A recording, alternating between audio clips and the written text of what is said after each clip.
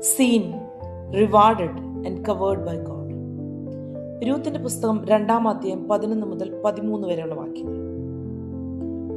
2-ാം അധ്യായം 11-ാം വാക്യത്തിൽ ബോവസ് രൂത്തിനോട് പറയുകയാണ്, ഞാൻ നിന്റെ കഥകളെല്ലാം കേട്ടു.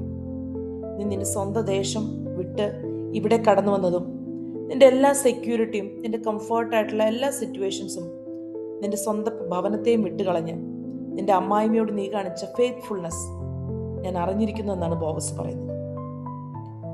രൂത്ത് വിചാരിക്കാം, അവൾ കംപ്ലീറ്റ്ലി ആരാലും അറിയപ്പെടാത്ത അൺനോട്ടീസ്ഡ് ആയിട്ടുള്ള ഒരു വ്യക്തിയാണ്, ഒരു പാവം വിധവ.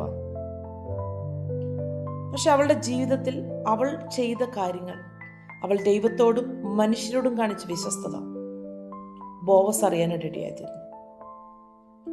നമ്മളിത് പഠിപ്പിക്കുന്ന വലിയൊരു കാര്യമുണ്ട്. നമ്മുടെ ചുറ്റുമുള്ള മനുഷ്യരൊന്നും ഒരുപക്ഷെ നമ്മൾ ചെയ്യുന്ന പല കാര്യങ്ങളും അറിഞ്ഞുകൊള്ളണമെന്നില്ല. നമ്മുടെ ദൈവത്തോടുള്ള അനുസരണമോ, ആരും അറിയാതെ നമ്മൾ ചെയ്യുന്ന ചില ത്യാഗങ്ങളോ, ആരും അറിയാതെയുള്ള നമ്മുടെ വിശ്വസ്തതയോ ഒന്നും ആരും കാണണമെന്നില്ല. പക്ഷെ ഇതെല്ലാം നമ്മൾ നിരന്തരം നോക്കിക്കൊണ്ടിരിക്കുന്ന നമ്മുടെ കർത്താവ് അറിയുന്നുണ്ട്, അവൻ കാണുന്നുണ്ട്. ബോവസ് 12-ാം വാക്യത്തിലുള്ള പറയുകയാണ്, ദൈവം നിനക്ക് ഇതിനെല്ലാം പകരം തരും.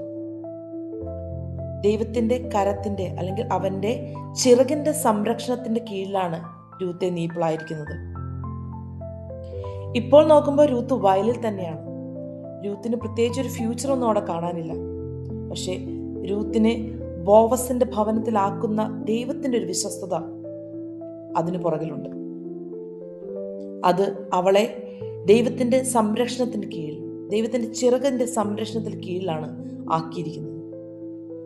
13-ാം വാക്യത്തിൽ രൂത്ത് ബോവസിനോട് റെസ്പോണ്ട് ചെയ്യുന്നത് ഇങ്ങനെയാണ്, വളരെ ശാന്തമായി, വളരെ എളിമയോടുകൂടി രൂത്ത് പറയുകയാണ്, ഞാൻ നിന്റെ ദാസിമാരിൽ ഒരുത്തിയെ പോലെയല്ല, എന്നിട്ടും നീ എന്നെ ആശ്വസിപ്പിക്കുകയും എന്നോട് ദയോട് സംസാരിക്കുകയും ചെയ്തല്ലോ.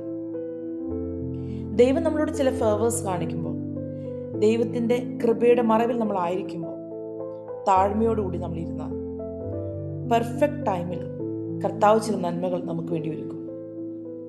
നമ്മുടെ ഒബീഡിയൻസിന്, നമ്മുടെ ഫെയ്ത്ത്ഫുൾനെസ്സിന്, ആരാലും അറിയപ്പെടാതെ നിങ്ങൾ ഇപ്പോൾ ആയിരിക്കുന്നെങ്കിലും ദൈവം നിങ്ങളെ വിശ്വസ്തയോടെ മാനിക്കുന്നൊരു സമയം വരും.